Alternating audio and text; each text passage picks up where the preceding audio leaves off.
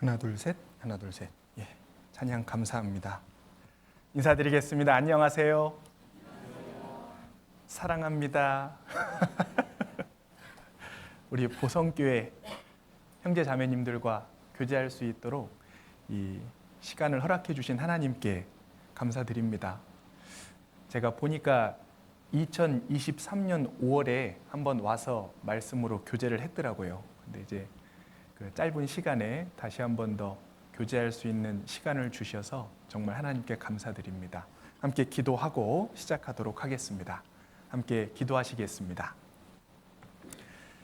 언제나 저희를 사랑하시는 거룩하신 하나님 아버지 감사합니다. 지옥에 갈 수밖에 없었던 우리들을 사랑해 주셔서 예수 그리스도의 보혈로 우리 모든 죄를 씻어 주시고 하나님의 귀한 자녀 삼아 주시고 또한 영원한 천국의 소망을 가지고 남은 생애를 살아갈 수 있도록 인도하여 주심에 진정으로 감사드립니다. 하나님께서 예수 그리스도를 통해 우리에게 나타내 보여주신 구원의 놀라운 은혜와 그 사랑을 우리가 잊지 않고 항상 주님의 사랑 안에 거하며 주께서 우리에게 베풀어 주신 그 놀라운 은혜에 보답하는 삶을 살아갈 수 있도록 도와주시옵소서. 성경에 기록된 대로 주님이 재림하실 날이 얼마 남지 않았음을 우리가 몸소 체험하며 살아가고 있습니다. 주님 오시는 날까지 우리가 이 신앙의 길을 포기하지 않고 끝까지 주를 의지하는 가운데 완주할 수 있도록 도와주시고 또 주 앞에 서는 그날 잘하였도다 충성된 종아라는 칭찬을 받을 수 있도록 우리의 남은 삶 주의 영광을 위해서 살아갈 수 있도록 도와주시옵소서. 주일 아침 우리 사랑하는 보성교회 형제 자매님들과 함께 또 주의 말씀으로 교제 나눌 수 있는 시간을 주심에 감사드립니다. 이 자리에 참여한 모든 형제 자매님들의 삶 속에 주께서 함께해 주시고 또 은혜와 축복을 더하여 주시기를 간절히 간구드립니다. 또한 담임 목사님이신 이운우 목사님을 중심으로 하나 되어서 또 이 지역에 이뤄진 많은 영혼들에게 복음을 증거할 수 있도록 도와주시고 또 담임 목사님께도 지혜와 능력을 더하여 주시기를 간절히 간구드립니다. 또한 보성교회가 내일부터 한 주간 대전도 집회가 진행이 됩니다. 이번에 많은 영혼들을 주께서 보내주시고 또 주의 말씀 앞에 나온 모든 영혼들이 구원함을 얻어서 주님께는 영광이 되고 또 우리에게는 기쁨이 되는 귀한 시간이 되도록 도와주시옵소서. 말씀을 증거하시는 김광호 목사님께도 주께서 은혜와 또 능력을 더해 주셔서 하나님의 은혜의 복음을 힘있게 증거하실 수 있도록 도와주시고 우리 보성교회 형제자매님들 모두가 성령이 역사하심을 느끼는 귀한 대전도 집회가 되도록 도와주시옵소서. 또 주일 아침 주의 말씀으로 한자리에 모였습니다. 오늘 이 자리에 함께 하여야 하나 개인적인 사정으로 함께하지 못한 분들 계십니다. 어디에 있든지 동일한 은혜로 지켜주시고 그 마음만은 우리와 함께할 수 있도록 도와주시옵소서. 이 한 시간 오직 주 성령께만 의지하오며 언제나 저희를 사랑하시는 고마우신 예수님 이름으로 감사하며 기도드렸습니다. 아멘. 예, 함께 성경 찾도록 하겠습니다. 신약 성경 누가복음 14장입니다. 신약 성경 누가복음 14장 보겠습니다. 신약 성경 누가복음 14장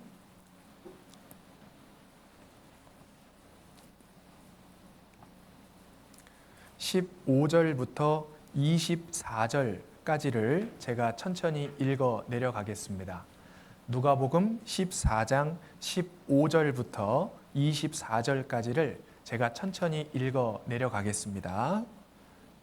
함께 먹는 사람 중에 하나가 이 말을 듣고 이르되 무릇 하나님의 나라에서 떡을 먹는 자는 복되도다 하니 이르시되 어떤 사람이 큰 잔치를 배설하고 많은 사람을 청하였더니 잔치할 시간에 그 청하였던 자들에게 종을 보내어 가로되 오소서 모든 것이 준비되었나이다 하매 다 일치하게 사양하여 하나는 가로되 나는 밭을 샀음에 불갑을 나가 보아야 하겠으니 청컨대 나를 용서하도록 하라 하고 또 하나는 가로되 나는 소 5겨리를 샀음에 시험하러 가니 청컨대 나를 용서하도록 하라 하고 또 하나는 가로되 나는 장가 들었으니 그러므로 가지 못하겠노라 하는지라.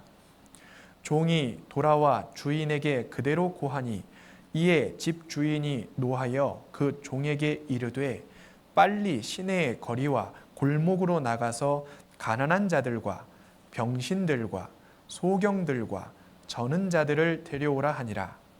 종이 가로되 주인이여 명하신 대로 하였으되 오히려 자리가 있나이다.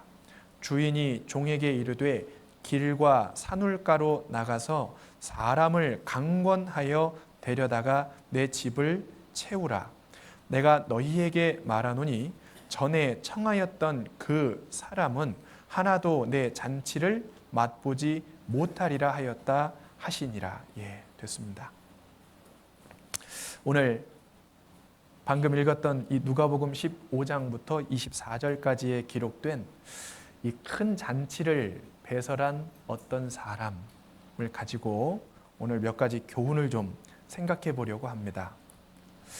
자, 예수님께서 이 비유를 말씀을 하시면서 여기 누가복음 14장 16절에 보면은 이르시되 어떤 사람이 큰 잔치를 배설하고 많은 사람을 청하였더니, 자, 어떤 사람이 있는데 그 사람이 큰 잔치를 배설하고 많은 사람을 초청했다, 이렇게 말씀하시면서 시작하고 있습니다. 자, 이렇게 큰 잔치를 벌이고 많은 사람을 초청한 어떤 사람, 과연 이 사람은 누굴까요? 자, 이 어떤 사람은 바로 하나님을 가리킵니다. 하나님께서 마치 이 어떤 사람이 큰 잔치를 베풀고 많은 사람을 초청한 것과 같이 하나님은 천국 잔치를 베풀고 그리고 이 세상 모든 사람을 초청하고 계시는 겁니다. 자, 이와 비슷한 말씀이 마태복음 22장에도 있습니다. 거기 보면은 자기 아들을 위하여 혼인잔치를 베푼 어떤 임금이 나옵니다. 자, 거기서도 이 자기 아들은 예수 그리스도를 가리키고 그리고 그 아들을 위해서 혼인잔치를 베푼 임금은 바로 하나님을 가리켜요. 자, 그러니까 먼저 우리가 이 큰 잔치를 베푼 어떤 사람, 이것을 생각해 보려면 먼저 이 잔치를 베푼 분이 하나님이시라는 것을 우리는 알아야 됩니다. 큰 잔치를 베푸신 거예요. 모든 사람을 대상으로. 놀랍게도 구약 성경에는 하나님께서 이 세상 만민을 위해서 잔치를 베푸실 것이라는 것이 잠언에도 기록되어 있고 또 이사야 성경에도 기록되어 있습니다. 거기 보면은 만군의 여호와께서 만민을 위하여 연회를 베푸시리니 이렇게 되어 있거든요. 하나님은 모든 사람, 이 세상을 살아가는 모든 사람을 초청하고 계시는 겁니다. 잔치를 베풀고. 그런데요, 그 잔치가 어떤 잔치냐면요, 방금 읽었던 누가복음 14장 16절 보시면은 이르시되 어떤 사람이 큰 잔치를 배설하고, 어떤 잔치예요? 예, 큰 잔치입니다. 큰 잔치입니다. 하나님이 베푸신 잔치이기 때문에요, 이게 어마무시하게 큰 거예요. 왜 하나님이 큰 잔치를 베푸셨을까? 이렇게 좀 생각해 보면은 어느 누구라도 쉽게 알고 그 잔치에 참여할 수 있도록 큰 잔치를 베푸셨다, 이렇게 생각해 볼 수 있을 겁니다. 옛날에는 한 마을에서 아주 좋은 일이 생기면 잔치를 벌이잖아요. 그러면 그 잔치를 크게 벌이면요, 그 마을 사람들도 알고 윗마을 사람들도 알고 아랫마을 사람들도 알고, 그리고 그 잔치에 참여해가지고 모두가 함께 축하해주고 또 즐거이 이 연회를 베풀었습니다. 하나님이 이 큰 잔치를 베푸신 이유는 멀리 있는 사람도 쉽게 알 수 있도록, 잔치가 작으면은 쉽게 알기가 어려울 것 아니겠어요? 하나님은 이 세상 모든 사람을 대상으로 초청하고 계시기 때문에 누구든 올 수 있는, 그리고 많은 사람들이 참여할 수 있는 큰 잔치를 베풀고 계시는 겁니다. 제가 이 말씀을 묵상하다가 과연 하나님이 얼마만큼의 이 큰 잔치를 베푸신 걸까 이렇게 생각하다가요, 문득 생각이 났던 잔치가 하나 있습니다. 이 성경에 보면은 성경 에스더서 1장에 이 페르시아의 왕이었던 아하수에로 왕이 이 잔치를 베푸는 장면이 기록이 돼 있거든요. 이 아하수에로 왕이요, 수산궁에서 즉위한 이후에 3년째 되던 해에 모든 방백과 신복들을 위해서 잔치를 베풀었던 내용이 에스더서 1장에 기록되어 있습니다. 그런데 그 잔치를 며칠 동안 베풀었는지 혹시 아세요? 아하수에로 왕이? 며칠 동안 베풀었겠지 뭐, 그죠? 근데요, 거기 보면요, 이 아하수에로 왕이 잔치만 며칠을 베풀었냐면 무려 180일을 베풀었다고 되어 있습니다. 별로 안 놀라시네요. 보통 우리가 잔치 베풀면 뭐 길어봐야 하루 이틀이잖아요. 그런데 이 아하수에로 왕은 무려 180일 동안 모든 신복과 방백들을 위해서 잔치를 베풀었고, 또 180일 동안 잔치를 베풀었는데 그것도 모자르다고 생각해가지고 그 이후에 도성 수산에 있는 대소 인민을 위해서 왕궁 후원뜰에다가요 플러스 7일 동안 또 잔치를 베풀었다고 되어 있습니다. 그러니까 이게 어마어마한 잔치인 거예요. 그리고 그 성경에 보면은 이 아하수에로 왕이 베풀었던 그 잔치에는 모든 것이 풍족했고 어주가 한이 없었다고 기록되어 있습니다. 음식도 풍족하고 사람들이 충분히 즐기고 먹고 마실 수 있는 모든 것들이 그 잔치에 준비되어 있던 거예요. 에스더서에서 나오는 아하수에로 왕은 하나님의 그림자입니다. 아하수에로 왕이 모든 인민을 위해서 베푼 잔치는 하나님께서 이 세상 모든 사람을 위해서 베푸신 잔치의 그림자가 되는 겁니다. 그런데요, 아하수에로 왕이 180일 동안 잔치를 베풀었어도 하나님이 이 세상 모든 사람들을 위해서 베푸신 잔치에 비하면 비교도 안 되죠. 하나님이 베푸신 잔치가요, 훨씬 큽니다. 하나님께서 큰 잔치를 베푸시는 이면에는 모든 사람, 이 세상 모든 사람이 들어와도 이 넉넉하게 들어올 수 있도록 많은 자리를 준비해 두셨고, 또 사람들에게 필요한 모든 것들을 준비해 두고 초청하고 계시는 거라는 것을 우리가 알 수 있습니다. 여기 본문에 보면 그 뒤에 산울로 나가서 가난한 자들, 소경들, 저는 자들을 데려와라 종들에게 그랬거든요. 그러니까 이 종들이 불이 나게 나가서 사람들을 막 데려왔는데요, 그럼에도 불구하고 자리가 남았다고 얘기하고 있습니다. 그 여기 뒤에 21절, 22절 보면 종이 돌아와 주인에게 그대로 고하니 이에 집주인이 노하여 그 종에게 이르되 빨리 시내의 거리와 골목으로 나가서 가난한 자들과 병신들과 소경들과 저는 자들을 데려오라 하니라. 종이 가로되 주인이여 명하신 대로 하였으되, 그 다음 같이 읽겠습니다. 오히려 자리가 있나이다. 많이 데리고 왔어요. 그런데 그래도 자리가 남아요. 그러니까 이 하나님께서 베푸신 잔치가 얼마나 큰 잔치인지를 우리가 생각해 볼 수 있는 겁니다. 하나님은 이 세상 모든 사람, 이 시대를 살아가는 80억의 인구, 그 모든 사람을 대상으로 천국 잔치를 베풀고 계신다는 것을 우리가 알 수 있습니다. 자, 우리가 지난달에 총 7차례의 학예 수양회를 치렀습니다. 한 차수당 무려 1만 명이 넘는 사람들이 참여했습니다. 이거 하나님이 베푸신 큰 잔치잖아요. 그렇죠? 저는 이 말씀을 묵상하는데요, 학예 수양회가 확 와닿더라고요. 1만 명이 넘는 사람들이 그 자리에 모여서 함께 밥도 먹고 함께 교제도 나누고 함께 말씀도 듣고 하나님의 베푸신 천국잔치 무려 7차례나 베풀어졌습니다. 그리고 그 자리에 참석한 영혼들 가운데 하나님의 사랑을 깨닫고 또 하나님의 자녀가 된 분들도 정말 많이 계셨습니다. 자, 그리고 학예 수양회뿐만 아니라 이제 내일부터 시작이 되는 보성교회 대전도 집회도 하나님이 베푸시는 큰 잔치입니다. 하나님은 이 교회당을 통해서요, 또 여기 앉아 계시는 우리 보성교회 형제 자매님들을 통해서 이 큰 잔치를 준비하고 그리고 많은 사람들이 이 자리에 참여하기를 바라고 계십니다. 자, 큰 잔치 지금 하루 앞두고 계십니다. 마음이 어떠십니까? 근데 다들 표정이 잔치를 앞둔 분들의 표정이 아니에요, 지금. 그죠? 우리는 하나님이 큰 잔치를 준비하고 그 사람들을 구원하기 위해서 이제 내일부터 잔치를 시작을 해야 됩니다.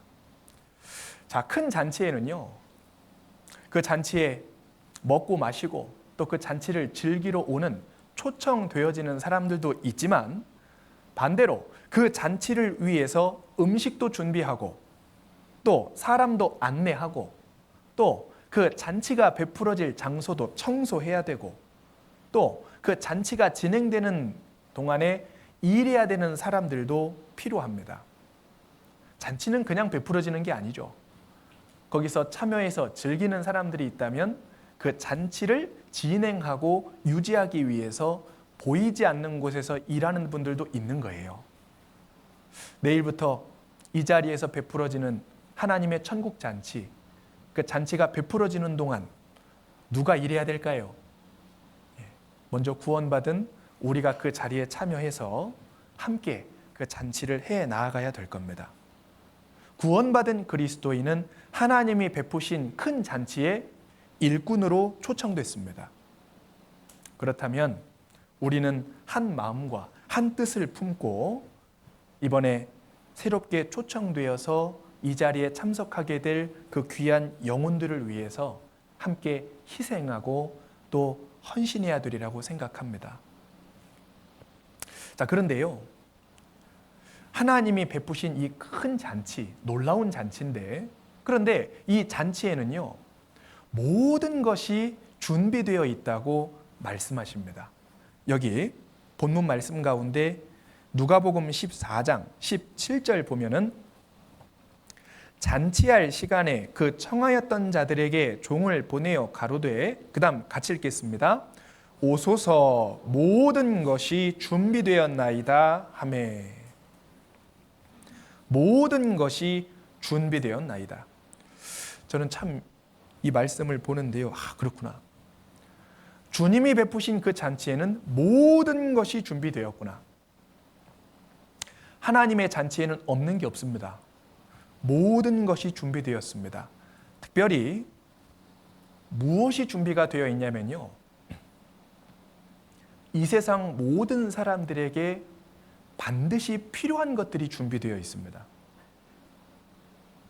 적어도 사람으로 태어났다면 나이가 많든 나이가 적든 많이 배웠든 못 배웠든 그것과 상관없이 적어도 사람이라면 그 사람에게 반드시 필요한 것이 하나님이 베푸신 잔치 가운데 준비되어져 있는 거예요.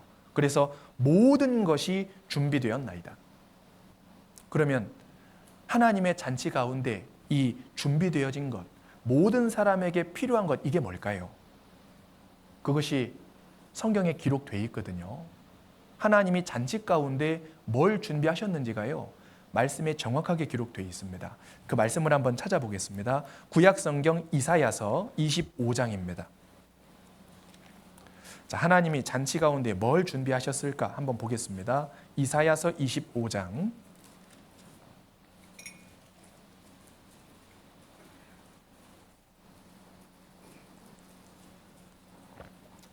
이사야서 25장 6절입니다. 이 이사야서 25장 6절 말씀은 하나님께서 만민을 위해서, 온 세상 사람들을 위해서 잔치를 베푸실 것이 예언되어 있는 말씀인데, 여기에 하나님이 무엇을 잔치에 준비해 놨는지 기록되어 있습니다. 한번 보겠습니다. 이사야서 25장 6절 제가 읽겠습니다. 만군의 여호와께서 이 산에서 만민을 위하여 기름진 것과 오래 저장하였던 포도주로 연회를 베푸시리니 곧 골수가 가득한 기름진 것과 오래 저장하였던 맑은 포도주로 하실 것이다. 여기 보면 만군의 여호와께서 만민을 위하여 연회, 잔치를 베푸실 텐데, 근데 무엇을 준비하셨느냐? 기름진 것과 오래 저장하였던 포도주를 준비해 두셨다. 이렇게 말씀하십니다. 자, 먼저 하나님의 잔치에 뭘 준비해 두셨느냐? 여기 기름진 것 이렇게 돼 있어요. 그리고 그 밑에 보면은 골수가 가득한 기름진 것이라고 돼 있습니다. 자, 이 골수가 가득한 기름진 것, 이게 뭘까요? 이 마태복음 22장 4절에 보면요, 그 하나님이 베푸신 잔치에는 소와 살찐 짐승을 잡았다고 되어 있습니다. 이 골수가 가득한 기름진 건 고기죠. 소와 살찐 짐승을 잡았으니까. 이 고기 안에는 골수가 있습니다. 골수가 가득한 기름진 것들이 있죠. 자, 이 골수가 가득한 기름진 것, 직접적으로는 고기인데 이게 뭘 가리킬까요? 여기에 담긴 의미가 바로 생명을 가리킵니다. 실제로요, 이 골수는 사람의 생명과 직결되어 있거든요.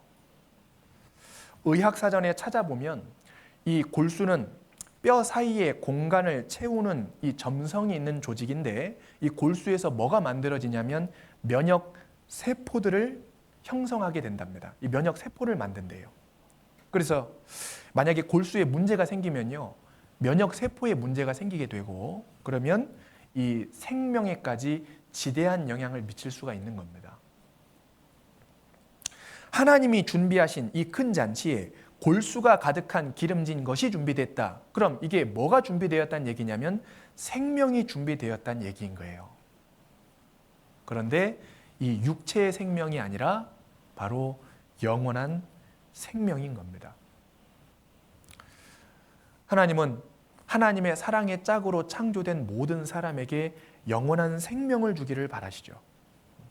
그래서 이 잔치에서 소와 살찐 짐승이 죽은 것처럼 예수 그리스도께서 나를 위해서 대속물로서 드려져 가지고 마치 그 양과 소가 죽은 것처럼 십자가 위에서 죽어 주셨습니다.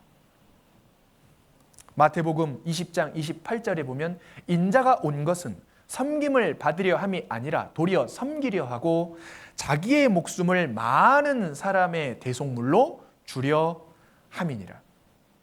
마치 그 잔치에 소와 살찐 짐승이 죽어서 골수가 가득한 기름진 것이 준비되어진 것처럼 예수 그리스도께서 십자가 위에서 죽어주심으로 말미암아서 이 세상 모든 사람이 생명을, 영원한 생명을 얻을 수 있는 길이 열렸잖아요. 지금 그걸 얘기하는 거거든요. 예수님께서 나의 모든 죄짐을 짊어지고요, 십자가 위에서 피 흘려 죽어주셨습니다. 죄 없는 그분이 나를 살리기 위해서 나의 모든 죄를 대신 짊어지신 거예요. 그리고 그 육체가 찢기고 피가 흘리고 죄 없는 그 손에 내가 죄를 짐으로 못이 박히고 죄 없는 발에 내가 죄를 짐으로 못이 박혔습니다.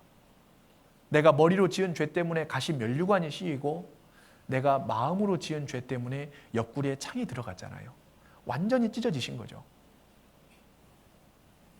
마치 이 잔치에 그 소와 살찐 짐승이 잡혀가지고요, 그것으로 인해서 많은 사람들에게 기쁨과 즐거움을 주는 것처럼 예수님이 나 대신에 찢기셔서 죽어주심으로 모든 사람이 영원한 생명을 얻을 수 있는 길을 열어주셨습니다. 그래서 잠언 9장 6절에 보면은 너희가 어리석음을 버리고 생명을 얻으라 명철의 길을 행하라 하느니라. 어리석음을 버리고 생명을 얻어야 된다. 어리석음을 버린다는 건 회개죠. 정말 주님 앞에 회개하고 나오는 자, 그 사람은 생명을 얻습니다. 이 골수가 가득한 기름진 것은 그래서 영원한 생명, 모든 사람에게 필요한 그 영생을 가리키는 거예요. 모든 사람은 죄인으로 태어나서 평생 죄를 짓고 살아가다가 어느 날 죽으면은 하나님 앞에 심판받고 영원한 불못, 지옥에 떨어질 수밖에 없는 비참한 운명 가운데 있잖아요. 영멸입니다. 그 비극적인 운명 가운데서 예외적인 사람은 아무도 없죠. 그러니까 모든 사람에게는 영생이 필요한 겁니다. 모든 사람에게는 생명이 필요한 거예요. 그래서 하나님이 베푸신 이 큰 잔치에 영원한 생명을 준비해 놓고 우리를 부르고 계시는 겁니다. 와서 먹으라고. 소와 살찐 짐승을 먹는 것은 예수 그리스도를 나의 구주로 믿는 거죠. 먹는다는 행위는 믿는 행위와 같은 거거든요. 믿음으로 구원을 얻습니다. 믿음으로 영생을 얻는 거예요. 그래서 이 하나님이 베푸신 큰 잔치에 먼저 준비되어진 것은 뭐냐? 골수가 가득한 기름진 것인데 이것은 모든 사람에게 필요한 영원한 생명을 가리킨다. 주님의 베푸신 그 잔치에는 이 영원한 생명이 준비되어져 있는 겁니다. 적어도 내일부터 진행하게 될 대전도 집회, 그 천국잔치에 참여해서 정말 마음을 열고 한 주간 말씀을 잘 들었던 분은 십자가에 달리신 그 예수 그리스도께서 나를 위해서 죽어주셨다는 그 사실이 딱 믿어지면서요, 영생을 얻게 되잖아요. 그 잔치에 참여한 분만이 영생을 얻을 수 있습니다. 그리고 또 두 번째, 하나님이 베푸신 잔치에는 뭐가 준비되어져 있느냐? 오래 저장하였던 포도주로 연회를 베푸신다. 오래 저장하였던 포도주. 또 그 마지막 구절에는 오래 저장하였던 맑은 포도주다. 이렇게 되어 있습니다. 자, 이 포도주가 준비되어져 있는 거예요. 이 포도주는 무엇을 가리키냐면 시편 104편 15절에 보면은 사람의 마음을 기쁘게 하는 포도주와 그랬거든요. 이 포도주는 사람의 마음을 기쁘게 하는 것을 상징합니다. 그러니까 주님의 잔치에는 내 마음에 진정한 기쁨과 진정한 평안과 진정한 행복을 줄 수 있는 거예요. 그 잔치에 참여하면. 그런데 특별히 그냥 포도주가 아니라 오래 저장하였던 포도주라 그랬습니다. 이건 무엇을 가리킵니까? 실제로 이 포도주는 오래도록 잘 저장해가지고요, 발효시키면 잘 발효시킬수록 맛이 좋아지잖아요. 그리고 좋은 품질의 포도주가 생산이 됩니다. 마찬가지로 하나님이 모든 사람에게 주시고자 하시는 그 기쁨, 그 평안, 그것은 뭐냐? 주님께서 창세전부터 하나님의 사랑의 짝으로 창조된 모든 사람들에게 주시고자 하시는 영원한 즐거움과 기쁨이라는 걸 알 수 있어요. 하나님이 갑자기 준비하신 게 아니라 창세전부터 사람을 구원하고 그 사람에게 영원한 행복과 영원한 기쁨과 영원한 즐거움을 주기를 바라시는 겁니다.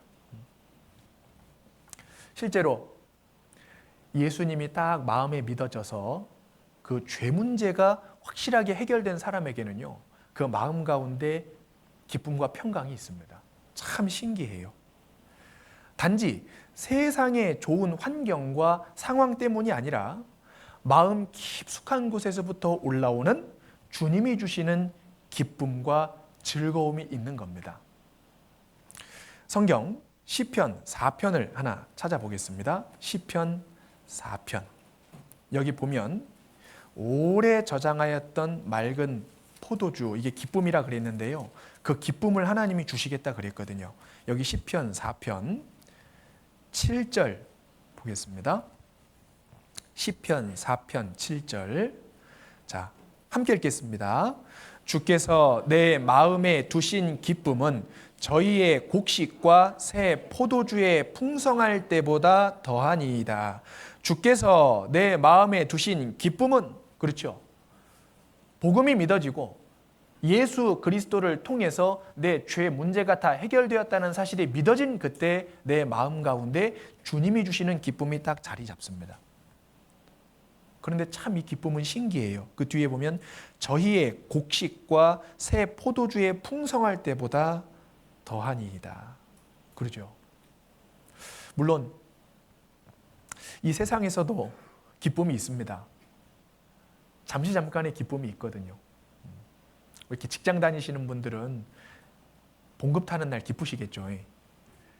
근데 그게 오래 안 갑니다. 봉급이 내 통장으로 들어오면 내 통장을 지나쳐 가잖아요. 불과 몇 시간 만에 이 통장 지나서 딴 데로 다 빠져나갑니다. 들어올 때는 기쁜데 시간 지나고 나면 남는 게 없어요. 허무하거든요. 제가 저희 아이들 보면요, 이 세상에서 주는 기쁨이 진짜 헛되구나, 그런 걸 좀 많이 생각을 하는데, 가장 많이 느낄 때가 언제냐면요, 저희 아이들이 1년 중에 가장 기뻐하는 때가 하루 있습니다. 가장 기뻐하는 때가 하루가 있어요. 1년 중에 꼭 찾아옵니다. 그날은 자기 생일보다도 더 기뻐하는 날이에요. 생일 아닙니다. 언제일까요? 학생들, 1년 중에 가장 기쁜 날이 언제예요? 여기 다들 모험생인가 보네. 저희 아이들이 언제 가장 기뻐하냐면요, 방학하는 날 가장 기뻐합니다. 그날은 생일보다 더 기뻐요. 벌써 그날부터 올 라이트 뭐 할지 그때부터 막 구상합니다. 그런데 가장 기쁜 날이 있으면 가장 슬픈 날도 있어요. 그날은 언제예요? 개학하는 날. 그날은 거의 막 죽을라 그럽니다. 막 그 전날부터야 몸을 비비꼬고 막 꼭 가야 되냐고 학교를 막 그래요. 제가 그거 보면요, 그렇지, 세상에서 주는 기쁨은 그와 같다. 세상에서 주는 기쁨은요, 물론 있습니다. 그러나 그게 영원하지 않아요. 시간이 흐르면 사라집니다. 그런데요, 하나님이 주시는 기쁨, 그 기쁨은요, 영원한 기쁨입니다. 그렇지 않습니까?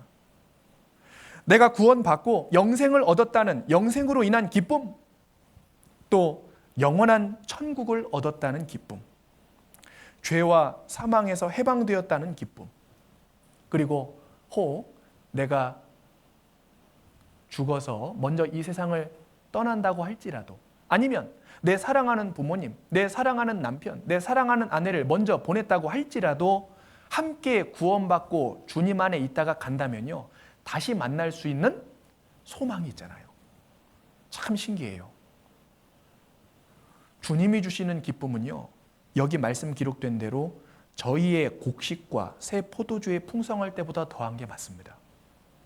인생 가운데 가장 슬플 때도요, 주님이 나에게 주신 그 구원에 대한 기쁨과 즐거움은 나에게 위로가 되잖아요. 우리는 하나님이 베푸신 그 잔치에 참여했을 때 생명을 얻고, 영원한 생명을 얻고, 플러스 그 영원한 생명으로부터 오는 기쁨을 맛볼 수 있는 거예요. 학예 수양에 이번에 다 참여하셨는데요, 그 학예 수양에 처음 딱 갈 때요, 저희가 다리 건너 들어가잖아요. 딱 들어갈 때요, 그 다리 위에 서가지고 형제자매들 맞이하는 분들 보면요, 얼굴이 어둡습니까? 밝습니까? 무지하게 밝습니다. 막 어떤 분은 방방 뛰더라고요. 그죠?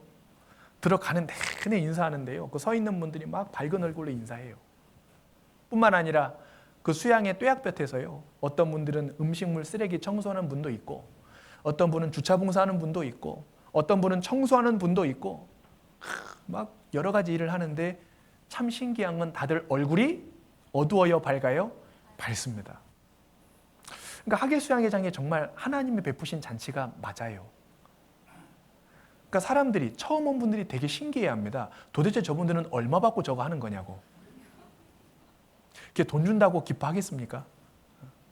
그 사람들이 모르는 기쁨이 구원받은 성도의 마음 가운데 있는 거잖아요. 구원받지 않은 사람들도 그분들의 표정과 얼굴이 밝은 것 보면요, 뭔가 느껴지는 게 있는 거예요. 저분들은 뭐 하는데 저렇게 밝을까? 도대체 뭐 때문에 저렇게 즐거워하는 거지? 거기에 딱 마음이 매료돼 가지고요, 말씀 듣고 구원받은 분들도 많습니다. 이번에 제가 어떤 분을 상담하는데 그분이 그러더라고요. 내가 교회를 많이 다녀봤는데 근데 이 교회는 뭔가 좀 다르다 그래요. 그래서 뭐가 다른데요? 그랬더니 뭔가 다르대요. 형제자매들 우리 보면 그렇게 얼굴이 밝을 수가 없고 다들 어떻게 그렇게 천사 같냐고. 그리고 뭐 밝게 얼굴은 하고 다닐 수는 있는데 근데 대화를 나눠보고 말씀을 들어보면 뭔가 이 교회에 있는 것 같다고 그게 느껴진대요, 자기가. 제가 맞다 그랬거든요. 우리 교회 형제자매들, 구원받은 형제자매들이 얼굴이 밝은 이유는요, 세상 것들 때문에 밝은 게 아닙니다. 그 안에 주님이 두신 기쁨이 있기 때문에 밝은 거거든요. 내일부터 전도 집회 하는데요. 내일부터 전도 집회 하는데 만약에 내일부터 딱 전도 집회 할 때 새로 말씀 듣는 분들이 100명 여기 와서 앉아있다. 자, 기쁘세요? 안 기쁘세요? 근데 표정은 안 기쁜 것 같아요. 아, 기쁘지요. 안 그렇습니까? 만약에 100명이 아니라 150명, 200명이 막 앉아가지고요, 기존 형제자매들은 도통 앉을 자리가 없어서 막 의자 갖다 놓고 앉아야 된다고 생각해 보세요. 귀찮고 힘들기는 하지만 기뻐요, 안 기뻐요? 기뻐요. 그게 우리의 기쁨 아니겠어요? 내 사랑하는 남편, 내 사랑하는 자식, 내 사랑하는 그토록 전도하고 싶었던 분이 여기 앉아있고 막 차고 넘쳐가지고요, 이 자리가 막 아이고 안 되겠다고 우리 교회당 더 크게 증축해야 되는 거 아니냐고 막 그런 말이 나오면요, 성도들이 희생하고 헌신해야 되는 일들은 놓여 있지만 우리 마음은 기쁩니다. 형제자매들이 늘어가니까, 구원받는 역사가 나타나니까. 그리스도인이 가장 기쁠 때가 언제입니까? 영혼이 구원받을 때입니다. 그죠? 내 사랑하는 그분이 구원받고 한 믿음 안에서 딱 살아가게 되면요, 그것보다 감사한 게 없는 거잖아요. 우리는 주님이 주시는 기쁨이 있습니다. 그리고 그 기쁨 안에서 우리가 그 기쁨을 누리며 살아가잖아요. 하나님의 잔치에 참여한 사람은 그 기쁨을 누릴 수 있습니다. 하나님은 그 기쁨을 우리에게뿐만 아니라 이 세상 모든 사람들에게 주기를 원하십니다. 그리고 또 이 포도주는 기쁨을 상징할 뿐만 아니라 또 무엇을 상징하냐면은 예수님의 피를 상징하죠. 예수님의 피. 그래서 우리가 성찬식 할 때 떡을 떼고 포도주를 먹는데, 자, 이 예수님의 피는 무슨 역할을 합니까? 우리의 모든 죄를 사하는 역할을 하잖아요. 우리가 죄 용서함을 얻은 것은 예수님의 피죠. 예수님의 피로 인해서 우리가 죄 용서함을 얻습니다. 성경 요한계시록 1장 5절에 보면 우리를 사랑하사 그의 피로 우리 죄에서 우리를 해방하시고 그의 피, 예수 그리스도의 피가 우리를 죄에서 해방시켰습니다. 에베소서 1장 7절에도 보면 우리가 그리스도 안에서 그의 은혜의 풍성함을 따라 그의 피로 말미암아 구속 곧 죄 사함을 받았으니, 예수 그리스도의 피가 인간을 모든 죄로부터 해방시키는 겁니다. 예수님의 피만이 우리의 죄를 씻어낼 수 있어요. 자, 아무리 인간이 많은 종교를 갖고 많은 철학을 공부하고 많은 열심으로 살아간다고 할지라도 그것으로는 절대 죄를 씻음받을 수 없습니다. 실제로요, 교회를 열심히 나가도요, 죄 문제 때문에 고민하는 분들 많습니다. 나름대로 철야기도 다니고 어떤 분은 저 산 중턱에 있는 절에 매일 올라가가지고 막 절하고요, 죄 좀 씻어보려고. 저기 인도라는 나라에 가면요, 인도 사람들은 자기 죄를 씻어보려고 그 인도의 겐지스라는 강이 있거든요. 겐지스 강. 그 강에 가가지고요, 몸을 씻어요. 근데 그 겐지스 강 가서 죄 씻으려고 자기 몸 씻는 사람들 사진 보잖아요. 거의 물반 고기반입니다. 막 바글바글해요. 그런데 그 겐지스 강 물이 어떤 물인 줄 아세요? 사람이 죽으면 그 강에다가 띄워 보내거든요. 온갖 쓰레기, 오물, 더러운 것들을 거기다 다 흘려 보냅니다. 그러니까 그 물이 깨끗한 물이 아니에요. 보면요, 딱 봐도요, 별로 안 들어가고 싶습니다. 그런데 그 강에 들어가서 팍팍 씻으면요, 죄가 없어질 거야, 그렇게 생각하고 들어가서 씻고 있어요. 그런다고 죄가 없어지겠냐고요? 아닙니다. 모든 사람에게 있어서 반드시 해결해야 될 문제는 죄 문제잖아요. 다른 문제가 아니거든요. 인간이 반드시 해결해야 될 인생 최대의 문제는 죄 문제입니다. 그런데 그 죄는 자기의 노력이나 열심이나 종교나 철학이나 이런 걸로는 씻어지지 않습니다. 오직 예수 그리스도의 피만이 그 죄를 씻길 수 있는 거예요. 그런데 그 죄를 씻어낼 수 있는 예수님의 피가 어디에 준비되어져 있습니까? 하나님이 베푸신 이 천국 잔치에 준비되어져 있는 거예요. 그 죄 문제가 해결돼야만이 사람이 진정한 행복을 얻습니다. 그 죄 문제가 해결돼야만이 사람이 진정으로 기쁘다니까요. 죄 문제가 해결되지 않으면 아무리 많은 것을 가졌다고 할지라도 마음이 괴롭습니다. 공허함이 있고 허무함이 있어요. 우리가 전도 집회 때 가끔 그 삼성그룹을 일군 우리 이병철 회장님이 고민한 그 질문 보잖아요. 아마 아실 겁니다. 그분이 돌아가시기 전에 인생 가운데 가장 궁금했던 것을요, 질문으로 적었습니다. 그거 보면은 정말 하나님의 존재가 사실이냐? 하나님이 정말 있다면 왜 자기의 존재를 드러내 보이지 않냐? 정말 성경이 사실이냐? 천국과 지옥은 정말 있냐? 하나님이 인간을 사랑한다면 왜 인간에게 고통과 저주를 줬냐? 그리고 궁극적으로 사람에게 있어서 죄 문제는 도대체 어떻게 해결되는 거냐? 그거 고민하다가 돌아가셨거든요. 그분은 가진 게 많습니다. 돈, 명예, 권력 다 가졌어요. 그런데 그분이 궁극적으로 세상을 떠나기 전에 고민했던 것은 어떻게 하면 돈 많이 벌까? 어떻게 하면 돈을 이거 더 불릴까? 그게 아닙니다. 인생의 마음의 최밑바닥에서부터 올라오는 근본적인 문제. 하나님과 영원한 생명과 죄 문제입니다. 그 죄 문제를 해결할 수 있는, 죄를 씻어낼 수 있는 그 길이 하나님이 베푸신 그 잔치에 있는 겁니다. 그래서 그 하나님의 잔치에 꼭 참여해야 돼요. 인생의 가장 근본적인 문제, 죄 문제를 해결할 수 있기 때문에.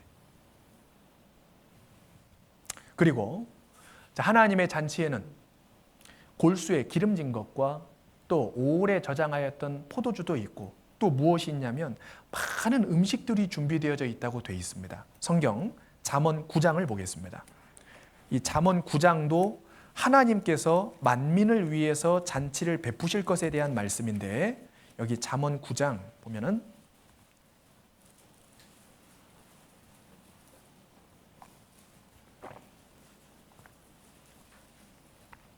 1절부터 제가 읽겠습니다. 잠언 9장 1절부터 5절까지를 제가 읽어 내려가겠습니다. 지혜가, 이 지혜는 예수 그리스도를 가리키죠. 지혜가 그 집을 짓고 7 기둥을 다듬고 짐승을 잡으며 포도주를 혼합하여 상을 갖추고 그 여종을 보내어 성중 높은 곳에서 불러 이르기를 무릇 어리석은 자는 이리로 돌이키라. 또 지혜 없는 자에게 이르기를 5절 같이 읽겠습니다. 너는 와서 내 식물을 먹으며 내 혼합한 포도주를 마시고 됐습니다. 너는 와서 내 식물을 먹어라. 많은 음식들이 준비되어져 있는 거예요. 이것을 먹어야 된다. 자, 우리가 육신도 음식을 먹으면 힘이 납니다. 마찬가지로 주님은 준비해 두신 음식들이 있는 거예요. 근데 주님이 준비해 주신 음식은 어디에 힘을 주냐면요, 우리의 마음에 힘을 줍니다. 시편 아까 104편 15절에 보면 사람의 마음을 기쁘게 하는 포도주와 사람의 얼굴을 윤택해 하는 기름과 그리고 사람의 마음을 힘있게 하는 양식을 주셨도다. 사람의 마음에 힘있게 하는 양식을 주셨다. 하나님은 우리 마음에 힘을 줄 수 있는 많은 음식들을 잔치에 베풀고 계시는 거예요. 자, 우리가 구원받은 이후에 신앙생활은 하지만 때때로 우리의 마음이 힘을 잃을 때가 있습니다. 내 마음이 고단해서 피곤해 지칠 때도 있고 낙심해서 주저앉아 있을 때도 있어요. 하나님 앞에 귀하게 쓰임받았던 그 엘리야, 그 엘리야가요, 아합이랑 이세벨이 그렇게 난리치니까요, 갈멜산에서 바알과 아세라 선지자 850명이랑 싸웠잖아요. 850대 1로. 거기서 분명히 하나님이 참 하나님이라는 게 드러났습니다. 그런데도 불구하고 한 사람도 하나님한테로 안 돌아왔습니다. 오히려 이세벨이 죽이려고 쫓아다녔거든요. 그러니까 엘리야가 낙심했어요. 그래서 이 광야길 들어가 가지고요, 로뎀 나무 아래서 죽기를 구했습니다. 차라리 하나님 이럴 거면 나 죽여달라고. 낙심해 가지고요. 그때 하나님이 천사를 보내 가지고 그 엘리야를 어루만져 주셨다고 돼 있습니다. 그걸 반복해서. 그리고 먹을 걸 주셨어요. 힘을 내라고. 엘리야가 그 먹을 걸 먹고 다시 힘을 얻어서 호렙산으로 가잖아요. 그 호렙산에서 세미하게 들리는 하나님의 음성을 다시 듣습니다. 그리고 거기서 다시 사명을 부여받아요. 자, 구원받은 성도도 때로는 힘을 잃을 수 있습니다. 지칠 수도 있고 피곤해 넘어질 수도 있고 낙심할 수도 있고 그럴 수 있어요. 그러나 우리가 그대로 있어서는 안 되죠. 성경에 보면은 대저 의인은 7번 넘어질지라도 다시 일어나려니와, 의인은 넘어질 수 있지만 다시 일어날 수 있습니다. 왜? 주님이 함께 계시고 또 주님이 내가 다시 일어날 수 있도록 힘을 주시거든요. 무엇으로? 여기 기록된 대로 여러 음식으로. 그럼 이 음식이 뭐냐? 뭐 여러 가지로 우리가 묵상해 볼 수 있지만요, 가장 첫 번째는 바로 말씀이죠. 마태복음 4장에 사람이 떡으로만 살 것이 아니요 하나님의 입에서 나오는 모든 말씀으로 살 것이니라. 어떤 분들은 아이고 내가 구원 받았고 집회 말씀도 많이 들었는데 이번에 꼭 가야 해요? 그러시거든요. 예, 오셔야 됩니다. 집회 말씀을 들으면 새로 듣는 분들을 위해서도 듣는 거지만 기존에 구원받은 분들 위해서도 듣는 겁니다. 그 말씀을 또 듣고 또 듣고. 근데 참 들으면요, 들을수록 그 말씀이 달잖아요. 더 깨달아지고 더 묵상이 되고, 그리고 참 놀랍게도 그 집회 말씀을 듣는 가운데 마지막 날 예수님이 십자가 위에서 나 때문에 저렇게 돌아가 주셨지, 이게 다시 내 마음에 새겨지면요, 내 차가워졌던 그 마음, 피곤해서 낙담해 있던 그 마음이 다시 뜨거워집니다. 조금씩 조금씩. 예수님이 돌아가시고 난 이후에 부활하셨는데요, 그 사이에 이제 제자들이 흩어졌는데요, 어느 제자들이 이제 예루살렘에서 엠마오로 쭉 내려가는데 마음이 낙심해 있었습니다. 예수님 돌아가셔가지고. 근데 부활하신 그 예수님이 그 제자들을 만나 주셨어요. 그리고 거기 보면 말씀을 쭉 풀어주셨다고 되어 있습니다. 그 말씀을 풀어주실 때 그 제자들의 마음이 다시 뜨거워졌습니다.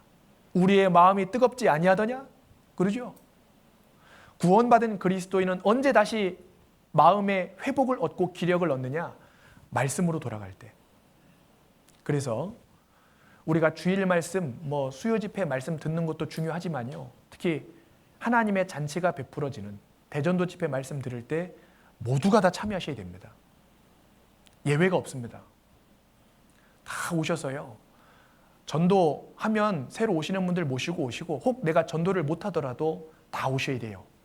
한 분도 빠짐없이 다 오셔서 이 자리에서 함께 말씀 듣고 함께 기도하고, 그리고 성령이 어떻게 역사해 주시는지를 함께 봐야 됩니다. 밥을 하루에 몇 끼 드십니까?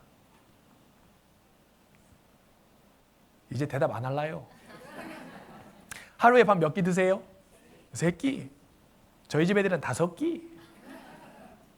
근데 밥은 계속 먹어야 됩니다. 그래야 힘이 나거든요. 하나님 말씀도 마찬가지입니다. 계속 드셔야 됩니다. 특히 전도 집회는요, 1년에 4번 있잖아요. 다 참석하셔야 돼요. 그리고 그 가운데서 내 구원도 점검하고, 또 십자가에 나타난 하나님이 나를 사랑하신다고 하는 가장 큰 증거가 십자가입니다. 그곳에서 우리에게 대한 자기의 사랑을 확증하셨느니라. 우리가 십자가를 바라볼 때, 그곳에 달린 예수 그리스도를 바라볼 때 우리의 마음에 힘을 얻고 위로가 되고 차가워졌던 마음이 뜨거워지잖아요. 구원의 은혜가 다시 상기가 됩니다. 그래서 우리는 함께 참여해서 그 하나님의 잔치에 준비되어 있는 그 말씀들, 그것을 먹어야 됩니다. 다 참여하실 거죠? 예, 다 참여하셔야 됩니다. 그래서 참여해가지고요, 같이 해가지고 힘도 얻고 기쁨도 얻고 또 많은 분들이 영원한 생명도 얻는 귀한 전도 집회로 우리가 만들어 가야 될 것이라고 생각합니다. 자, 다시 본문으로 가겠습니다. 누가복음 14장. 근데 이제 여기 보면요, 하나님이 이제 잔치를 배설을 했는데, 근데 여기 보면 그 잔치를 배설하고 그 다음에 이제 사람들을 초청했는데, 여기 14장 16절에 보면 이르시되 어떤 사람이 큰 잔치를 배설하고, 그 다음 같이 읽겠습니다. 많은 사람을 청하였더니. 저는 또 이 말씀이 좀 딱 마음에 묵상이 되더라고요. 잘 읽으셔야 됩니다. 여기 보면요, 이르시되 어떤 사람이 큰 잔치를 배설하고 마을 사람들만 청하였더니, 그게 아니에요. 그 마을 사람들만 청한 게 아닙니다. 많은 사람을 청하였다고 되어 있습니다. 그럼 이 말은 뭐냐? 이 잔치에 초청되는 사람은요, 예외가 없다는 얘기예요. 예외가. 누구는 오고 누구는 안 되고, 그게 아니란 얘기입니다. 누구든지 아무리 죄를 많이 지은 극악무도한 악질 죄인일지라도 와라. 또 배움이 없고 지식이 없는 사람일지라도 와라. 누구든지 모든 사람 예외 없이 다 오라고 말씀하시는 겁니다. 여기 많은 사람이라고 되어 있잖아요. 하나님은 디모데전서 2장 4절 말씀에 하나님은 모든 사람이 구원을 받으며 진리를 아는 데 이르기를 원하시느니라. 거기 모든 사람은 이 세상 모든 사람을 가리킵니다. 우리들뿐만 아니라 밖에 걸어다니는 저 사람들, 또 저 사람뿐만 아니라 저 지금 교도소에 들어가 있는 아주 나쁜 사람들, 그 사람들도 하나님은 회개하고 돌이켜서 구원받길 바라시거든요. 그런데요, 하나님은 하나님의 잔치에 누구든지 오라고 초청하고 계신데, 근데 나는 전도할 때 사람을 따로 구별해 놓는 수가 있습니다. 마음에. 하나님은 모든 사람을 대상으로 초청하고 계신데 나는 자꾸 구별해요. 저 사람은 성격도 착하고 내 말 잘 들을 것 같으니까 한번 얘기해 보자. 아이고, 저 사람은 안 되겠다. 내가 상대할 사람이 아니다.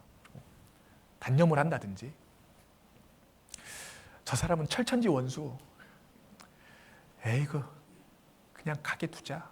뭐 그런 생각을 한다든지, 뭔가 내 마음 가운데 전도 대상을요 미리서부터 막 구별을 해요. 이 사람은 될 것 같은 사람, 이 사람은 안 될 것 같고, 이 사람은 한번 해보고 이 사람은 아예 말자. 아니, 주님은 예외 없이 모든 사람을 초청하고 계신데 내 마음의 전도 대상은 구별해 놓고 있을 수 있다니까요. 그것도 어떤 여러 가지 이유 때문에, 내가 미워하니까, 싫어하니까, 안 될 것 같으니까, 저 사람은 성격이 까탈스러우니까, 막 여러 가지 이유입니다. 근데 주님은 그걸 바라시지 않을 겁니다. 우리는 나의 전도의 지경을 넓혀야 됩니다. 내가 전도해야 되는 그 영혼들을 바라보는 시야를 넓혀야 됩니다. 단지 내 옆집에 사는 사람들 거기서만 국한될 게 아니라요, 내 직장, 내 학교, 내가 만나는 모든 사람들마다 내 전도의 대상으로 보고 말씀을 전해야 될 겁니다. 제한적이고 한정적으로 전도의 대상을 두면요, 진짜 전도할 사람이 없습니다.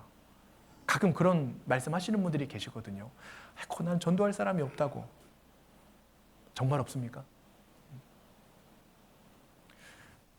어떤 자매님은요, 전도를 하는데 마트 가서 물건을 하나 딱 주고 사더라도요, 그 막간에 또 전도하시더라고.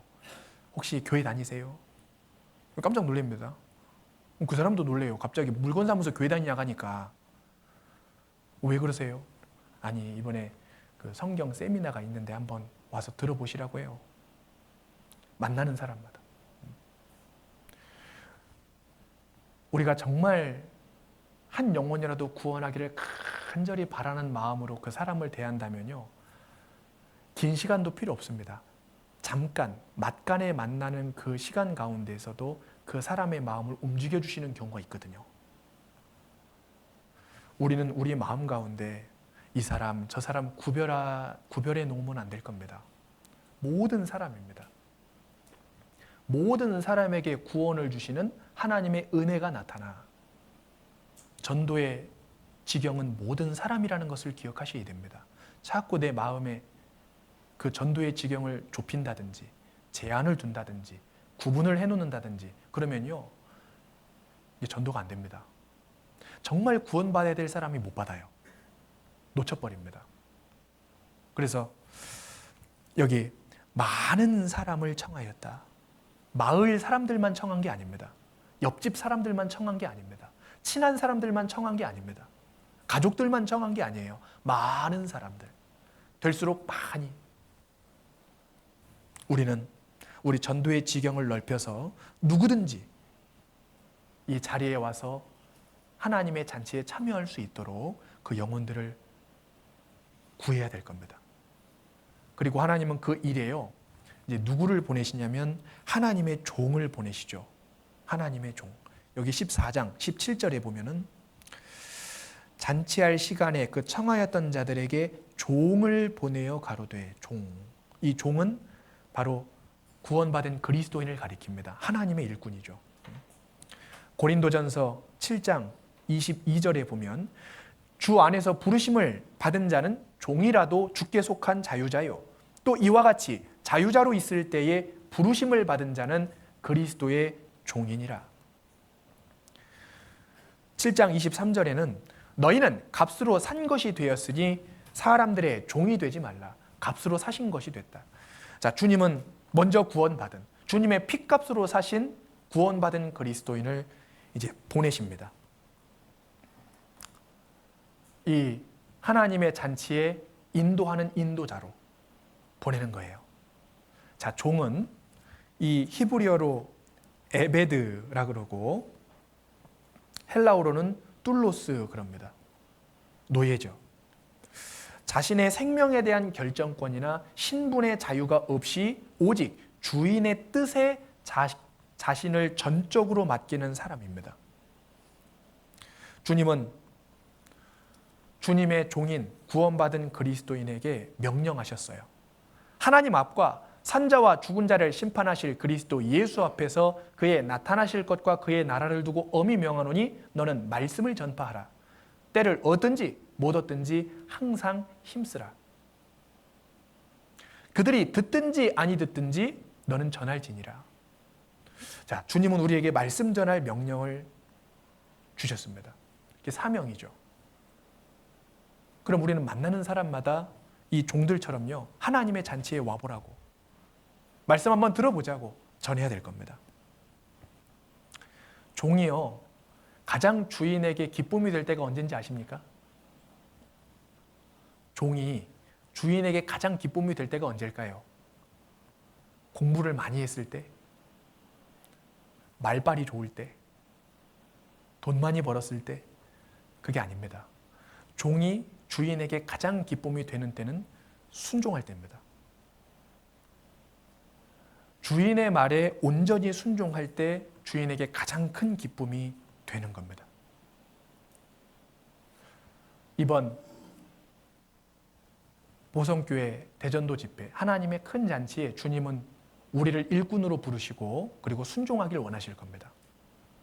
집회를 위해서 나에게 맡겨지는 일도 있을 거고 또 주님이 영혼을 맡겨서 전도에 지금 함께 참여하는 분도 계실 거예요. 우리는 한 마음과 한 뜻으로 교회의 명령은 주님의 명령이라고 믿고 순종해야 됩니다. 그리고 단연 순종해야 되는 것은 바로 전도죠. 너는 사망으로 끌려가는 자를 건져주며 살육을 당하게 된 자를 구원하지 아니치 마라. 구원하지 아니치 마라. 우리는 가야 됩니다. 전도하러. 전도는 가만히 앉아 있는다고 되는 게 아닙니다. 가야 됩니다. 자, 그럼 누구에게 가야 될까요? 그게요, 지금 이 본문 말씀에 크게 세 부류로 나와 있습니다. 구원받은 전도자가 하나님의 종으로서 말씀을 전하러 보냄을 입는데 그 누구에게 보냄을 입는지가 크게 세 부류로 나와 있어요. 이 말씀에. 그 세 부류가 어떤 부류인지 잠깐 보겠습니다. 먼저 첫 번째 부류는 여기 14장 17절에 보면 잔치할 시간에 그 청하였던 자들에게 종을 보내어 가로되, 첫 번째 부류 누구에게 보냄을 입냐면 청하였던 자들입니다. 여기 청하였던 자들은 사전에 미리 그 사람들에게 큰 잔치가 있을 것을 가르쳐주고 때가 되면은 그 사람들을 모시러 가겠다고 이미 사전에 얘기가 다 된 거예요. 자, 이러한 사람들은 잔치에 데려오기가 쉬울까요? 어려울까요? 그렇죠. 비교적 쉽습니다. 이것을 좀 신앙과 연결해서 생각해 보면요, 이분들은 어떤 케이스라고 우리가 생각해 볼 수 있냐면 사전에 밭갈이가 많이 된 분이에요. 이런 부류는 이미 청하였던 자들 가가지고요, 집회 2달, 3달 앞두고요, 벌써 그때부터 밭갈이 하는 겁니다. 아이고, 이번에 우리가 2달 뒤에 교회에서 성경 세미나가 있는데 아이고 진짜 유명한 목사님이 와서 말씀해 주시는데 글쎄 올 사람이 없네. 이번에 어떤 분이 그렇게 전도하시더라고요. 그래서 오셨어요. 그분이 또 사람이 없다고 하니까 그럼 나라도 가서 자리 채워줘야 되겠네. 그래가지고 오셨는데 하여튼 미리 막 그분의 마음을 사가지고요. 그리고 또 어떤 분은 그 사람의 인생을 건드려가지고 정말 사람이 행복해지고 싶지 않냐고, 그 행복을 얻을 수 있는 기회가 있다고 그러면서요, 그분의 마음을 잘 밭갈이 해가지고 딱 준비를 시켜놓는 겁니다. 몇 월 며칠 앞으로 2달 남았는데 그때 딱 집회 있으니까 그때 꼭 시간 비워놔야 돼. 내가 데리러 올게. 그게 사전에 쫙 되니까요, 데려오기가 수월한 거예요. 그래서 그 부류는 여기 청하였던 자들입니다. 미리 가서 이 잔치에 대해서 얘기를 하고 그 마음을 밭을 착 갈아가지고 데려온 사람들. 우리는 이 사람들에게 당연히 가야죠. 그러니까 부지런히 밭갈이 해야 됩니다. 요새 한 번 말씀 듣고 구원받기가 쉽지 않거든요. 얼마나 마음이 다들 강팍한지요. 그러니까 사전에 그 탁탁한 밭을요 막 갈아엎어야 됩니다. 돌도 빼고 자갈도 빼고 바위도 빼고 잡초도 빼고 싹 갈아엎어가지고요, 이분이 하나님에 대해서 충분히 좀 생각해보고 올 수 있도록, 그런 분들은 보통 말씀 듣고 구원받습니다. 자, 구원받은 사람이 누구에게 먼저 보냄을 입느냐? 청하였던 자들, 마음이 잘 갈려서 밭갈이가 된 사람들이라고 생각해 볼 수 있을 거예요. 그리고 또 두 번째 부류는 누구에게 가느냐? 21절에 나와 있는데, 종이 돌아와 주인에게 그대로 고하니 이에 집주인이 노하여 그 종에게 이르되 빨리 시내의 거리와 골목으로 나가서 가난한 자들과 병신들과 소경들과 저는 자들을 데려오라. 자, 두 번째 부류는 누구냐면 시내의 거리와 골목으로 나가서 시내의 거리와 골목에 있는 사람들에게 가는 거예요. 자, 그럼 생각을 해보죠. 자, 시내의 거리와 골목에 있다는 것은 이 잔치가 치러지고 있는 장소를 기준으로 했을 때 가까운 곳일까요? 먼 곳일까요? 가까운 곳이 틀림없습니다. 왜? 시내와 골목이라 그랬기 때문에. 그러니까요, 이분들은요, 사전에 밭갈이는 안 된 상태지만 비교적 본인이 시간만 된다면 그래도 참여해 볼 수 있는 의사가 있는 분들이라고 우리가 좀 생각해 볼 수 있죠. 잔치 장소하고 본인이 집이 시내와 거리와 골목에 있으면 거리가 가까울 것 아니겠어요? 그러니까 아이고 그럼 뭐 바쁘긴 한데 그래도 가까우니까 잠깐 갔다 오지 뭐, 그러고 올 수도 있잖아요. 그런 분들이 있다니까요. 비교적 가깝습니다. 밭갈이는 안 됐지만 잘 말하니까요. 아, 그러냐고. 그러면 뭐 들어보지 뭐 오늘 하루 하고 한번 가볼게. 뭐 이런 분들이 있을 수 있잖아요. 그분들이 이제 와가지고 하루 듣고 말씀이 너무 좋으니까 하루가 이틀 되고 이틀이 3일 되고 일주일 쭉 듣는 분들도 있습니다. 그러니까 이분들은요, 그래도 마음이 그래도 유들유들한 분들이죠. 밭갈이는 안 되었어도 얘기를 꺼내면 비교적 수월하게 데리고 올 수 있는 사람들입니다. 우리 이러한 사람들한테도 가야죠. 그죠? 긴 시간 밭갈이는 못했어도 그래도 얘기를 좀 쭉 해보면은 아이고 그러면 들어봐도 좋겠네. 마음이 순수한 사람들, 또 본래 마음에 하나님이나 영혼이나 내세에 대해서 좀 관심이 있었던 사람들이라고 우리가 생각해 볼 수 있을 거예요. 밭갈이는 안 됐어도. 이런 사람이 대표적으로 누구냐면요, 그 사도행전 8장에 보면은 이 이디오피아의 국고를 맡은 이 권세가 있는 네시가 나오잖아요. 이 네시는 따로 빌립 집사를 만난 적이 없습니다. 그런데 이 네시 마음 가운데 뭔가 그 영혼에 대한 문제, 죄에 대한 문제를 해결하고 싶은 마음이 있었어요. 하나님이 그걸 아셨습니다. 그래서 마차를 타고 가는 그 네시에게요, 빌립 집사님을 보내가지고 마침 그때 이분이 이사야 53장 읽고 있었는데 그 자리에서 빌립 집사님이 그거를 예수님과 연결해가지고 쫙 풀어주니까요, 대번에 구원 받아버렸잖아요. 그리고 침례 받았습니다. 그런 분들이 시내와 거리와 이 골목, 비교적 가까이 있는 분들이라고 생각해 볼 수 있겠죠. 그리고 이제 세 번째 부류는 누구냐? 이제 세 번째 부류가 쉽지 않은데요. 14장 23절 보면은 주인이 종에게 이르되 길과 산울가로 나가서 사람을 강권하여 데려다가 내 집을 채우라. 세 번째 부류는 길과 산울가에 있는 사람들입니다. 자, 길과 산울가니까요. 산울가는 이 잔치가 벌어지는 곳과 가깝겠습니까? 멀겠습니까? 멀 수밖에 없어요. 산울가잖아요. 그러니까 막 들판도 있고 산도 넘어가야 될 수도 있고 골짜기를 넘어가야 될 수도 있습니다. 그 사람들한테까지도 초청을 하신 거예요. 이 사람들은 미리 밭갈이도 되지 않았고 또 잔치가 벌어지는 곳이랑 거리도 멉니다. 그러니까 말 몇 마디에서는 쉽게 데리고 오기가 좀 어려운 사람들입니다. 그래서 여기 보면요, 이 길과 산울가에 있는 사람들은 어떻게 데려오라 그랬냐면 강권해서 데려오라고 되어 있습니다. 강권해서. 가까이 있는 사람들이 아니니까. 또 이 강권하다 이렇게 잠깐 얘기가 나와서 말인데요. 어떤 분들은 또 강권하라고 하니까 이거 그러면은 뭐가 폭력을 써서 데려오라는 얘기냐? 그런 얘기 아닙니다.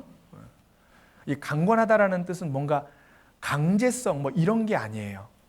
이게요, 그 히브리어로 아난카손이라는 단어인데 이게 무슨 의미냐면 부드럽게 간절히 간청해서 데려와야 된다, 이런 의미가 있습니다. 그러니까 강권하다라는 건 막 강하게 팔을 끄집어 가지고 와 막 그게 아니란 얘기예요. 정말 내가 이분에게 내 마음을 간절하게, 내가 정말 당신을 사랑하기 때문에 이 집회에 꼭 초청하고 싶다고. 그래서 간절하게 간청해서 그 사람의 마음을 좀 움직여서 데리고 올 수 있도록. 자, 하나님의 종은요, 이러한 사람에게도 보냄을 입는 거예요. 자, 그래서 청함을 미리 받은 사람들, 밭갈이가 된 사람들에게도 가고, 또 비록 밭갈이는 안 됐어도 마음이 좀 좋은 사람들, 시내의 거리와 골목에 있는 사람들, 거기까지는 우리가 가는 게 크게 어렵지는 않습니다. 문제는 길과 산울가에 있는 사람들이 쉽지 않아요. 얼마나 마음이 강팍한지. 머니까 안 가. 아유, 나 관심 없어. 뭐더러 거기까지 가서 그걸 듣고 와, 됐어. 그럼 포기하고 싶잖아요. 그래도 주인은 강권해서 데려다가 내 집을 채워야 된다. 우리는 주님이 정말 한 영혼이라도 어떻게든 잔치에 참여케 해서 구원하기를 간절히 바라는 그 마음을 좀 생각해 봐야 될 겁니다. 지금 나는 어떤 사람에게 가 계십니까? 미리 청함을 받은 사람에게 가 계십니까? 아니면 시내 거리와 골목에 있는 사람에게 가 계십니까? 아니면 길거리와 산울가에 있는 사람에게 가 계십니까? 누군가에게는 가 있어야 됩니다. 그리고 그 사람에게 전해야 됩니다. 가보자고, 말씀 들어보자고. 정말 거기에 중요한 게 있다고. 우리는 그 사람들에게 적극적으로 가서요, 간절히 간청하고 권함으로 그 사람들의 마음이 열려서 집회에 나올 수 있도록 우리가 그 사람의 마음을 울려야 될 거라고 생각합니다. 근데 그냥은 안 됩니다. 정말 간절히 주님께 기도하고 내가 하는 그 말마다 주님이 역사해 주셔서 그 사람의 마음에 내 말이 울림이 되도록 도와달라고. 전도는 내 능력으로 하는 것이 절대 아닙니다. 바울이 내 말과 내 전도함이 지혜에 권하는 말로 하지 아니하고 오직 성령의 나타남과 능력으로 하여. 전도는 성령의 나타남과 능력이 아니면 안 되게 돼 있습니다. 왜? 복음은 이론이 아니거든요. 학문이 아닙니다. 내가 깨달은 주님의 사랑을 그 사람에게 전하는 겁니다. 구원은 이론이 아니라 정말 그 사랑이 내 마음에 부은바되는 것 아니겠어요? 그러려면 성령이 도와주셔야 되는 겁니다. 그래서 우리가 산울가로 가게 되든 시내의 거리와 골목으로 가게 되든 청하였던 자들에게 가게 되든지 간에요, 미리서부터 정말 간절히 기도하고 하나님, 내가 무슨 말을 할 때에 내 입을 주관해 주시고 또 그 말이 공중에 울려서 사라지는 말이 아니라 그 사람의 마음에 남아서 이 사람이 말씀 앞으로 나올 수 있도록 도와달라고, 그런 기도를 간절히 하시면서 우리가 전도에 임해야 될 것이라고 생각합니다. 그리고 이제 마지막으로 또 한 가지 좀 생각해 보고 싶은 건요, 이제 여기 보면은 그렇게 잔치를 권했는데 근데 거절한 사람들이 나옵니다. 이 거절한 사람들도 우리가 잠깐 좀 생각해 봐야 되는데요, 크게 세 부류의 사람들이 나옵니다. 거절한 사람들. 이건 간단하게만 그냥 말씀드리겠습니다. 자, 여기 보면요, 잔치를 청했는데 거절했어요. 14장 18절에 보면 다 일치하게 사양하여 거절했어요. 자, 근데 이 사람들이 왜 거절했느냐? 이 세 부류의 사람이 나옵니다. 핑계를 대는데 첫 번째 부류는 어떤 사람이냐면 18절에 보면 하나는 가로되 나는 밭을 샀음에 불갑을 나가보아야 하겠으니 청컨대 나를 용서하도록 하라 하고, 나는 밭을 샀다. 밭을 산 사람은 잔치에 안 왔습니다. 이게 뭘 가리킬까요? 밭은 세상을 가리킵니다. 온통 마음과 생각이 밭에 가 있는 사람이에요. 세상에 가 있는 사람이란 얘기입니다. 육신이 잘 되는 것, 이 세상에 욕심이 가득 차 있는 사람, 영원한 것을 보지 못하고 썩어질 것에 마음을 두고 사는 사람, 거절한 거예요. 참 안타깝죠. 지금도 이런 사람들이 많습니다. 그런 사람들은 초청을 거절합니다. 근데 제가 좀 생각해 보고 싶은 건 뭐냐면요, 당연히 세상 사람들이야 세상에 마음 두고 살아가겠지만 구원받은 그리스도인이 이러한 마음이 돼서는 절대 안 될 거라는 것을 좀 생각해 보고 싶은 거예요. 이번에 집회가 있는데 같이 참여하시죠, 형제님, 자매님, 같이 해보자고 하는데 아이고 안 된다고. 왜요? 이유를 들어보면 그 마음이 세상에 가 있는 거예요. 모든 형제 자매들이 한 영혼을 전도하겠다고 지금 다 전심전력해서 매달려 있는 이 판국에 자기 마음은 교회에, 영혼에, 복음에 있는 게 아니라 세상에 있는 겁니다. 우리가 그래서는 절대 안 될 겁니다. 마음을 바꿔야 됩니다. 마음이 세상에 가 있으면 이 사람은 밭을 샀음에 안 갔거든요. 자기가 죽으면 밭이 많다고 한들 그게 무슨 소용이겠습니까? 그죠? 그런데 거기에 마음이 뺏겨서 안 간 겁니다. 우리는 우리의 마음을 세상에 두지 말아야 될 겁니다. 그리고 지금 교회가 함께 전도하는 일에 마음을 모으고 있는 이때에 나도 교회와 함께 행보를 맞춰서 정말 영혼을 전도하는 그 일에 내 마음을 두고 나아가야 될 거라고 생각합니다. 그리고 또 두 번째 부류는 어떤 부류냐? 19절에 보면 또 하나는 가로되 나는 소 5겨리를 샀음에 시험하러 가니 청컨대 나를 용서하도록 하라 하고, 두 번째 부류는요, 소 5겨리를 샀는데 그냥 두지, 그거를 꼭 시험해 봐야 되겠대요. 시험해 봐야 되겠대요. 이런 부류는 자기 일에 바쁜 사람이죠. 내가 좀 바쁘다고, 일을 해야 된다고. 집회가 있는데 나 집회 참여가 어렵겠다고. 왜요? 이번 주가 바빠, 밭일이.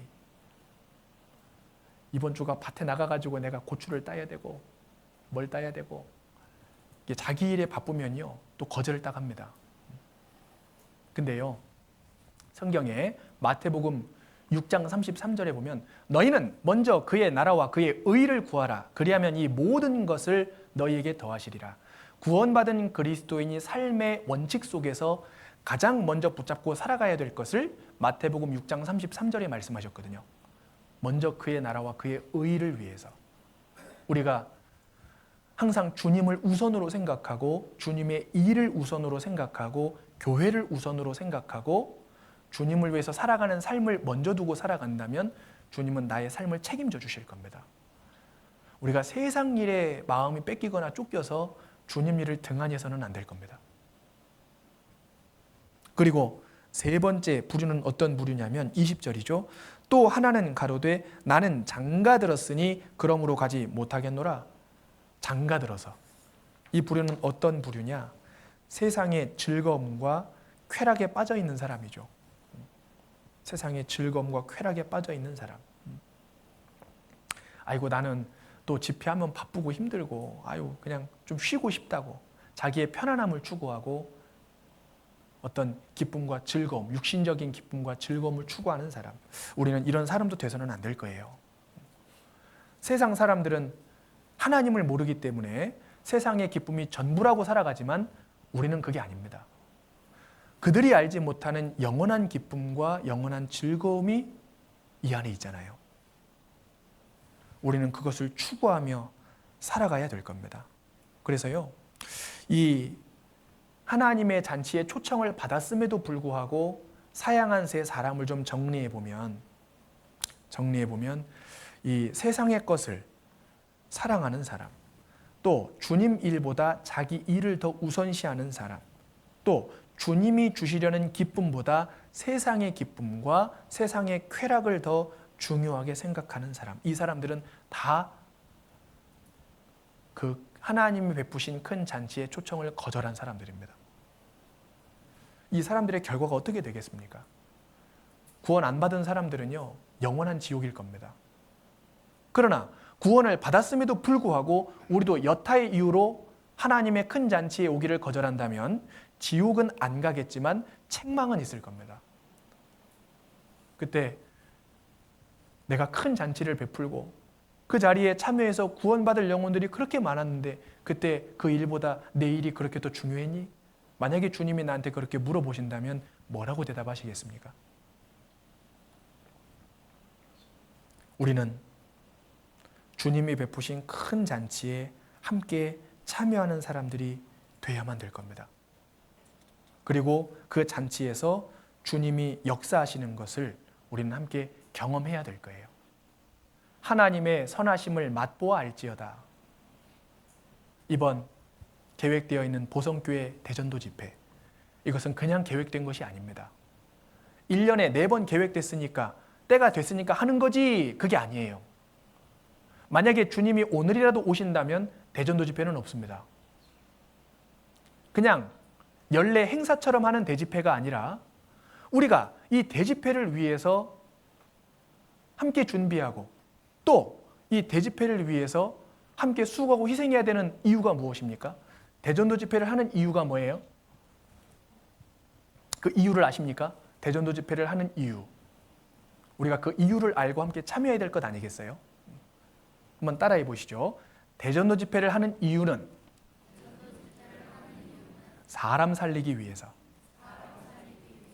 바로 그겁니다. 그 영원한 불못으로 끌려가는 그 비참한 운명 가운데 있는 사람들을 구하기 위해서. 사람 구하려고 대전도 집회를 하는 겁니다. 영혼이 죽어있는 그 사람들이 집회에 참여해서 함께 말씀을 듣고 예수님이 십자가 위에서 이루신 그 보혈의 사역이 믿어질 때 죽었던 영혼이 살아나니까 듣는 자들은 살아나리라. 이제 하루 남았습니다. 특별히 오늘 저희가 하나님이 베푸신 큰 잔치에 대해서 몇 가지 좀 생각해 봤는데요. 이제 내일부터 정말 잔치가 시작이 됩니다. 우리가 함께 한 마음으로 준비해서 이번에 정말 많은 영혼들의 말씀 앞에 나와서 구원함을 얻고 하나님께는 영광이 되고 우리에게는 기쁨이 되는 귀한 한 주간의 집회가 되었으면 좋겠습니다. 기도하고 마치겠습니다. 언제나 저희를 사랑하시는 거룩하신 하나님 아버지 감사합니다. 오늘 큰 잔치를 베푼 어떤 사람을 통해서 하나님이 만민을 위해서 천국 잔치를 베풀고 계신다는 사실을 생각해 보았습니다. 특별히 내일부터 보성교회당에서 3번째 대전도 집회가 진행이 됩니다. 주께서 한 주간 함께해 주시고 말씀을 증거하시는 목사님과 또 집회를 준비하는 우리 형제자매들 마음 가운데 함께해 주셔서 이번 한 주간의 집회가 많은 영혼들이 인도되고 또 구원함을 얻는 귀한 집회가 되도록 도와주시옵소서. 특별히 집회 가운데 우리 형제자매님들 사랑으로 하나 되도록 도와주시고 사단 마귀가 틈타지 않도록 지켜주시고 우리가 사랑으로 연합해서 귀한 열매를 맺는 한 주간의 시간이 될 수 있도록 주께서 인도해 주시고 역사하여 주시옵소서. 오늘 귀한 시간을 함께 할 수 있도록 인도해 주신 주님의 은혜에 감사드립니다. 이후의 모든 시간도 온전하신 주님의 손길 가운데 의지하오며 언제나 저희를 사랑하시는 고마우신 예수님 이름으로 감사하며 기도드렸습니다. 아멘.